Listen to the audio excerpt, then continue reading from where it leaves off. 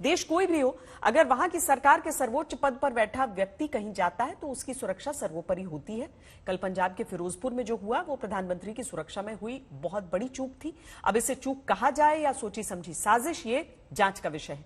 लेकिन आज हम आपको कुछ ऐसे तथ्य और ग्राउंड रिपोर्ट दिखाएंगे जिससे पंजाब में हुई सुरक्षा व्यवस्था के प्लान पर बड़े सवाल उठते हैं।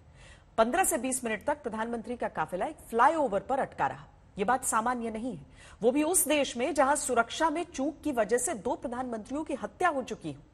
प्रधानमंत्री मोदी की सुरक्षा में सेंध के मसले पर जबरदस्त राजनीति हो रही है, लेकिन राजनीति के इस शोर से अलग आपको यह समझना चाहिए कि असल में हुआ क्या था।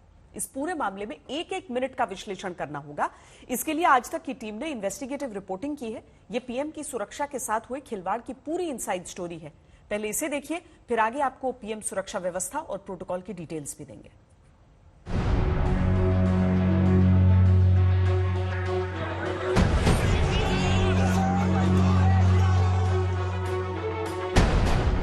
देश का प्रधानमंत्री अपने ही देश के एक राज्य में यात्रा नहीं कर पाए। कारण बस इतना सा है कि राज्य की पुलिस प्रधानमंत्री की सुरक्षा को लेकर गंभीर नहीं थी। पंजाब पुलिस की गंभीरता की तस्वीरें देखिए।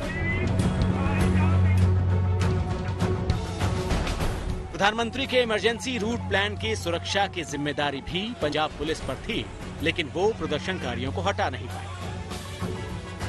वो एक राजनीति नहीं थी, वो उनका एजिटेशन पीसफुल एजिटेशन था। यहाँ भी पीसफुल एजिटेशन था। रात हमने एजिटेशन उठाया था, अचानक कोई आकर बैठ गया, तो उसमें कोई ये नहीं है कि जी किसी को खतरा। उनकी सिक्योरिटी लैब से दिखाकर उनको खतरे के साथ कोई जोड़ा जा रहा है, ये राजनीति इसमें नहीं होनी चाहिए। We have every respect for our prime minister. कोई भी ऐसी बात नहीं हुई कि उनकी शान में या उनकी सिक्योरिटी को कोई खतरा हुआ हो। पंजाब सरकार, पंजाब पुलिस इसमें सक्षम है। प्रधानमंत्री का काफिला रैली स्थल से 10 किलोमीटर पहले इसलिए रोका गया क्योंकि अचानक से किसानों की भीड़ रास्ते पर प्रदर्शन के लिए पहुंच गई थी। ऐसा पंजाब के सीएम चन्नी का कहना है। अगले दिन प्रधानमंत्री जी हेलीकॉप्टर पर जाने वाले थे। किसी को क्या पता था कि हमने उसके लिए रोड रोकना है? प्रोग्राम ही नहीं था। लास्ट मोमेंट पे उतरकर प्रोग्राम बना के अब गाड़ी में जाएंगे। जब रास्ते में जा रहे थे तो लगभग 12 किलोमीटर आगे पता चला, 1 किलोमीटर जब रह गया था वो रास्ता के एकदम आकर कोई कुछ 5-10 बंदे सड़क पर आकर, सुनो, 10 बंदे सड़क पर आकर बैठ गए, एक ट्राली लगाकर। 1 किलोमीटर पहले पता चल गया, 1 किलोमीटर पहले उनकी गाड़ियां रोक ली गई, वापस मोड़ दी गई। तो इसमें रक्षा का क्या प्रोग्राम आ गया? लेकिन प्रदर्शनकारियों की प्लानिंग और पुलिस की मौजूदगी में चल रहे हंगामे की तस्वीरें देखकर ऐसा नहीं लगता। हो सकता है कि पंजाब के सीएम चरणजीत सिंह चन्नी को इसकी जानकारी ना हो, लेकिन प्रधानमंत्री का रूट क्लियरेंस और उसकी सुरक्षा की जिम्मेदारी राज्य की होती है और डीजीपी की रिपोर्ट के बाद ही पीएम का काफिला किसी रास्ते पर आगे बढ़ता है। इसीलिए फिरोजपुर में हुई ये घटना उतनी छोटी और सरल नहीं थी जितनी बताई जाती है। भाई मोदी की रैली नहीं होंदे नहीं, भावें सानू आपनियां जानां कुर्बान करनियां पै जाण। बोले ਉਹਨਾਂ ਚ ਇਹਨਾਂ ਦੀਆਂ ਰੈਲੀਆਂ ਹੁੰਦੀਆਂ, ਰੈਲੀਆਂ ਤੇ ਅਸੀਂ ਵਿਰੋਧਤਾ ਕਰਦੇ ਆ ਤੇ ਜਿੱਥੇ ਵੀ ਹੋਇਆ ਰੈਲੀ ਇਹਦੀ ਉਹ ਅਸੀਂ ਰੋਕਣ ਦੀ ਕੋਸ਼ਿਸ਼ ਕਰਾਂਗੇ, ਕਿਉਂਕਿ ਜਾਂਦਾ ਕਾਨੂੰਨ ਲਿਖ के नहीं ਦਿੰਦਾ। पीएम के काफिले से जुड़ी संवेदनशील जानकारी फिरोजपुर में मौजूद हर प्रदर्शनकारी की जबान पर है।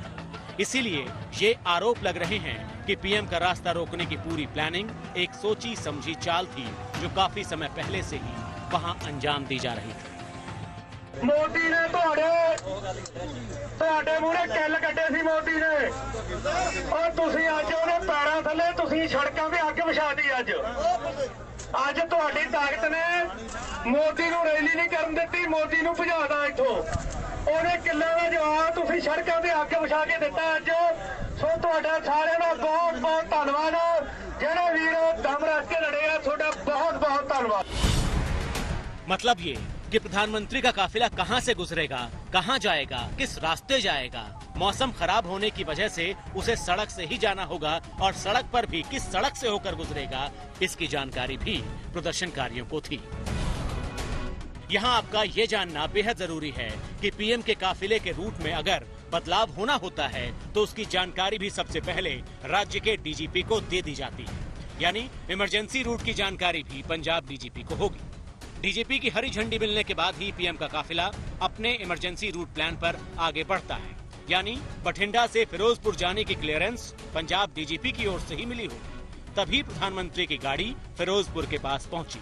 प्रधानमंत्री का वैकल्पिक इमरजेंसी रूट प्लान एसपीजी तैयार रखती है। इमरजेंसी रूट प्लान के अंतर्गत जितने भी जिलों से होकर पीएम को गुजरना होता है, वहां के डीएम और एसपी को इसकी पहले से जानकारी दे दी जाती है। उनको ये सुनिश्चित करना होता है कि वैकल्पिक रूट भी सुरक्षित रहे। यानी फिरोजपुर वाले पूरे रास्ते के अधिकारियों को इसकी जानकारी पहले से होगी।